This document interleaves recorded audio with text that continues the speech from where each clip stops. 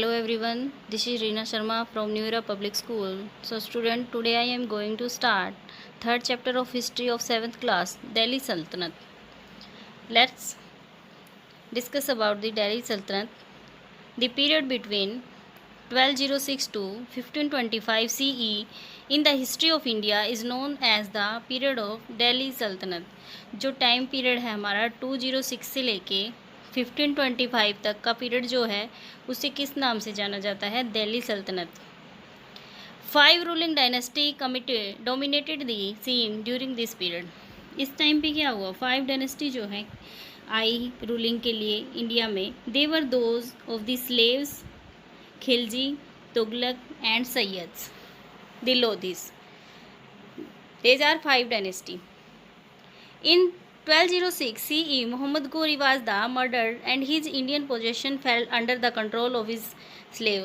अब क्या हुआ? 1206 में मोहम्मद गोरी की डेथ हो गई, मर्डर हो गया उनका. तो उसके बाद जो उनका स्लेव था उसके कंट्रोल में जो है इसका पूरा जो राज्य था आ गया था. मिलिट्री जनरल कुतुबुद्दीन ऐबक, जो स्लेव था उसका नाम था Qutbuddin Aibak. With the begin of rule of slave dynasty, जिन्होंने किसकी शुरुआत की? स्लेव डायनेस्टी की. That of the Delhi Saltanat, that of the Delhi sultan जो था वो बना था. As regard of the sultan period 1206 to 526 we have no possibility of the historic source. यानी कि हमारे पास कमी नहीं है जानने के लिए कि जो 1206 से लेके 1526 तक जो पीरियड था दिल्ली सल्तनत का, उसमें क्या था? Various court chronicles, travellers account and historical building come to our help. इसमें क्या है? हमारे पास क्या क्या है? बहुत सारे कोर्ट क्रॉनिकल, ट्रैवलर अकाउंट हैं, हिस्टोरिक बिल्डिंग्स हैं जो हमारी हेल्प करती है दिल्ली सल्तनत के बारे में जानने में. First is court chronicles, histories of the Tarikh written by court chronicles of the various Delhi sultans from the important source about this times. अब हिस्टोरीज जो हैं लिखी गई, उन्हें क्या बोला गया उस टाइम पे? जिसको हम वो लिखते थे क्रॉनिकल, तारीख बोलते थे. वेरियस दिल्ली सुल्तान, जो बहुत सारे सुल्तानों ने लिखी हैं उनके दरबार में. Source about this time among them Amir Khusro, Tughlaqnama, Tarikh Alai, Ziauddin Barani and Tarikh Firoz Shahi, Futuhat Firoz Shahi by the sultan himself. ये सुल्तान ने खुद लिखे. कौन थे सुल्तान? Firoz Shah. Yahya bin Ahmad, Tarikh Mubarak Shahi and the Makhzan i Afghan by the Nimatullah throw the good deal of to light on the personality and main event of different Delhi sultans.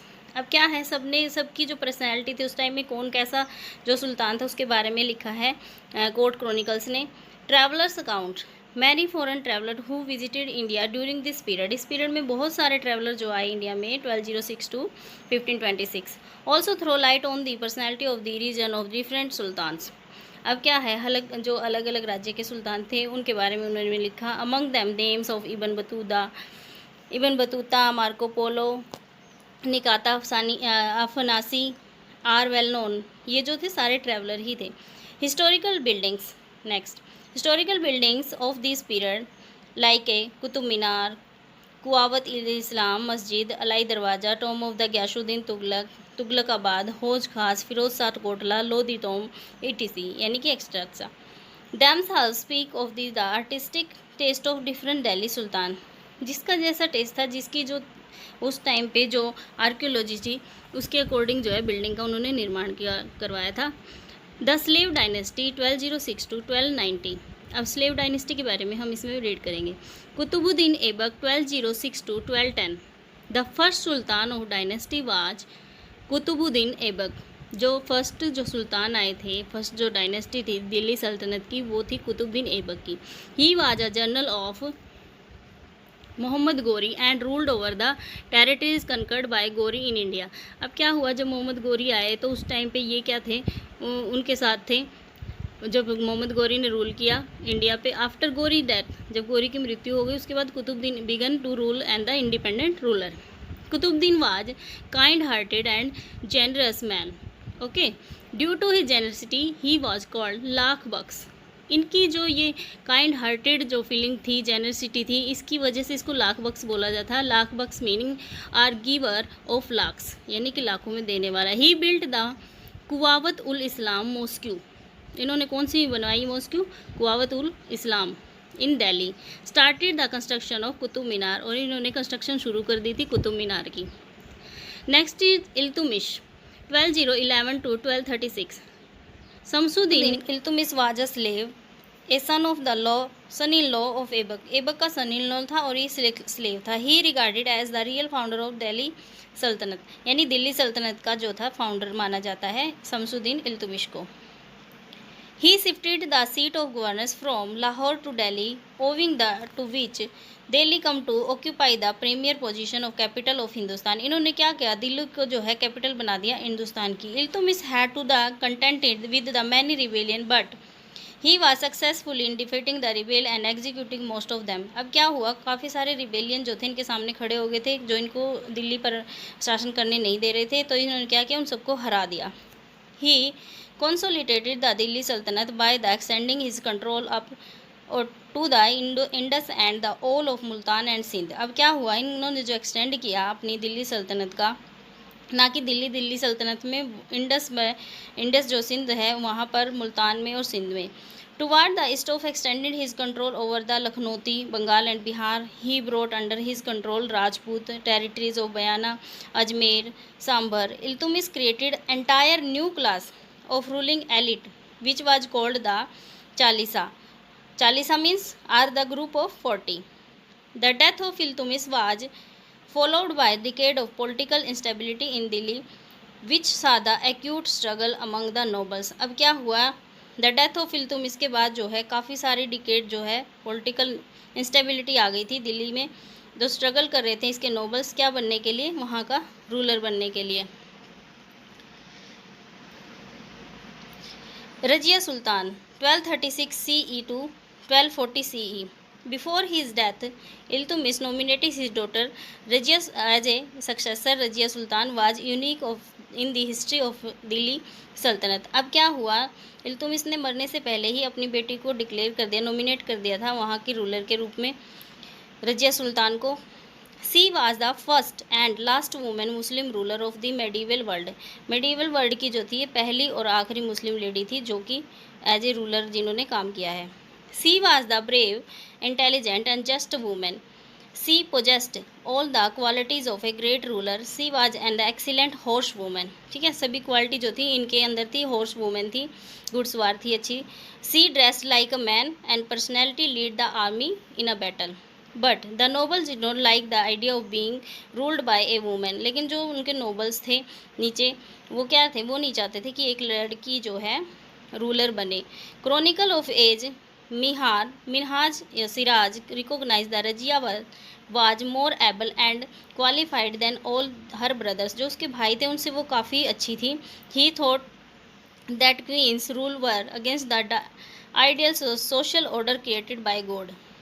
कि वो कहते थे, उन्होंने सोचा कि ये जो क्वीन रूल बनी है ये क्वालिफाइड नहीं है, अच्छी नहीं है, against the idea of the social rule, यानी कि समाज के according. In which women were the supposed to be subordinate to man. उनका कहना था, उस क्रॉनिकल में लिखा हुआ है कि उनका कहना था कि जो लेडीज होती है वो मैन के पीछे खड़ी होती है। Ultimately she was killed in 1240 CE। अब क्या हुआ? इनको मार डाला 1240 में। After the death of Razia and till the accession of the Balban, many kings came to the throne of the Nasir-ud-Din Muhammad ruled for a long time from 1240 to 1266. None of the rulers, however, could provide the stability to the empire. All these kings were puppets in the hands of the powerful nobles। यानी कि सभी जो राजा इसके बाद आए हैं वो इतने काबिल नहीं थे, वो दूसरे नोबल्स के जो थे पपेट्स थे। Next is Ghiyasuddin Balban 1266 to 1287। Balban's ascent to the throne marked the beginning of an era which was characterized by the centralized governance।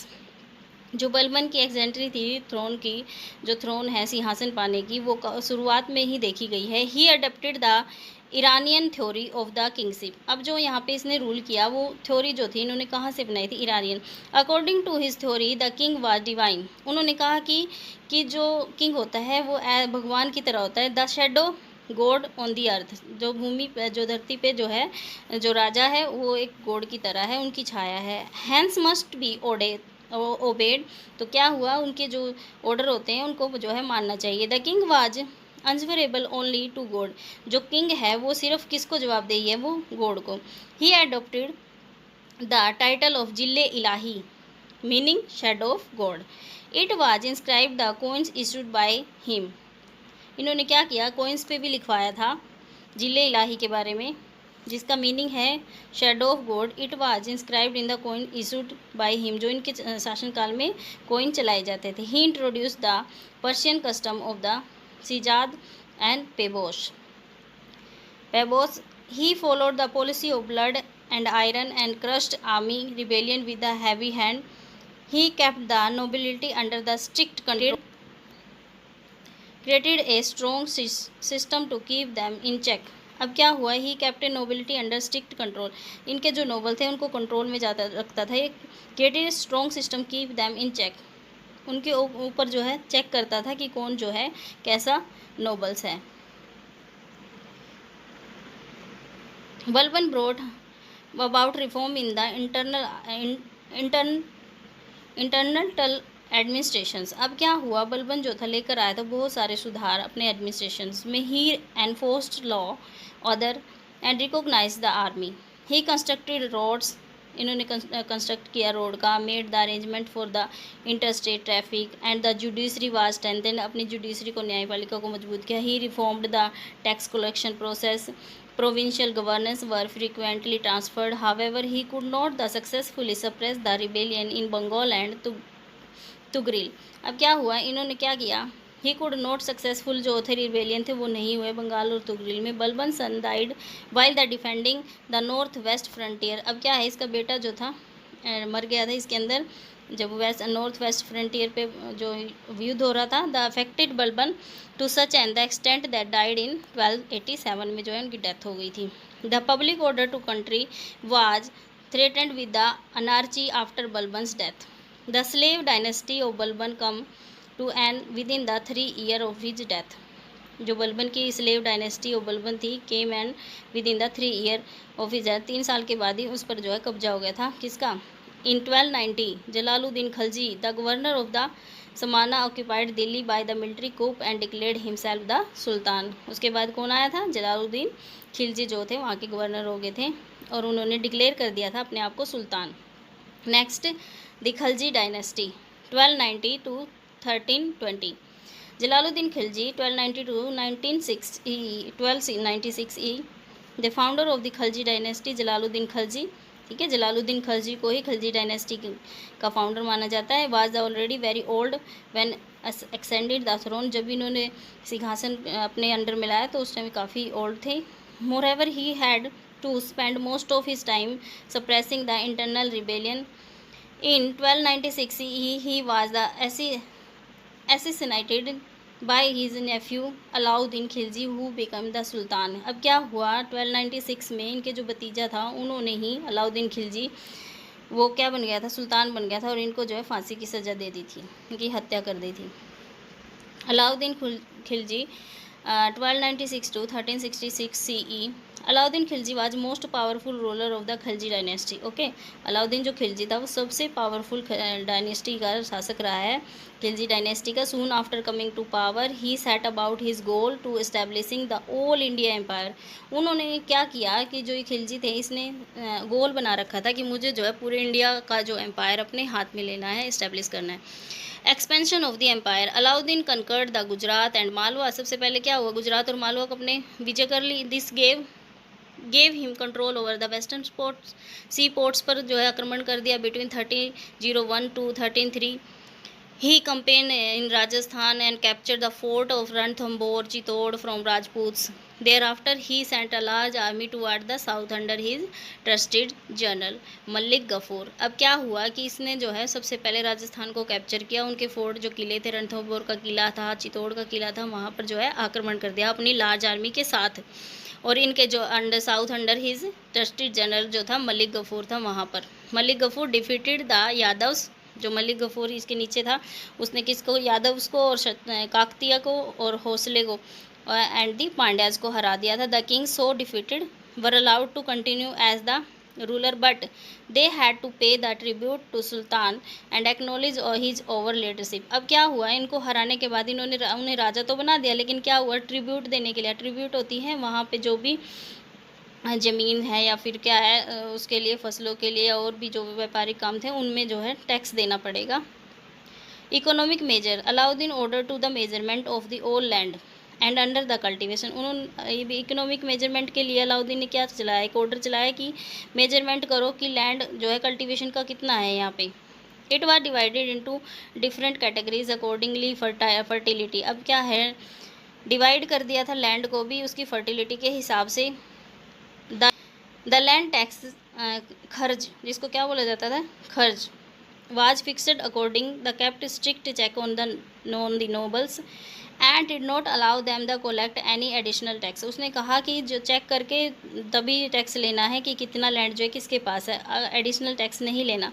He also introduce a market control policy. He lowered the price of the all essentials, oil, cloth etcetera. इन चीज़ों के price जो थे काफ़ी लो कर दिए थे। And the shop owner were asked to charge the rate fixed by the sultan. यानी कि शॉप जो ओनर होते थे, मालिक होते थे, तो अंदर उनको कहा था कि जो फिक्स रेट है सुल्तान के अकॉर्डिंग वही आप दोगे। However was catch and charging even the little extra cheating with the weights were punished severely. यानी कि अगर किसी ने भी तोलने में, मापने में अगर कोई भी जो एक्स्ट्रा चीटिंग की तो उसके साथ क्या होगा, उसको पनिश किया जाएगा। रिफॉर्म्स इन आर्मी, अब इन्होंने कुछ रिफॉर्म्स भी किए हैं, सुधार किए हैं अपनी आर्मी में।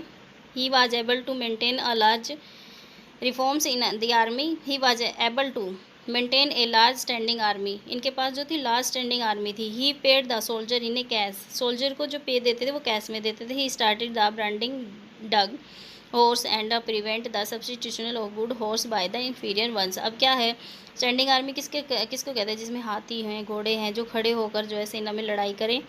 तो इन्होंने जो है ये सब जो अपनी आर्मी में शामिल किए थे। Okay student, we have completed first part of this chapter and next part of this chapter we will do in next class. Okay student, keep learning. Please like, share and subscribe my channel. Thank you.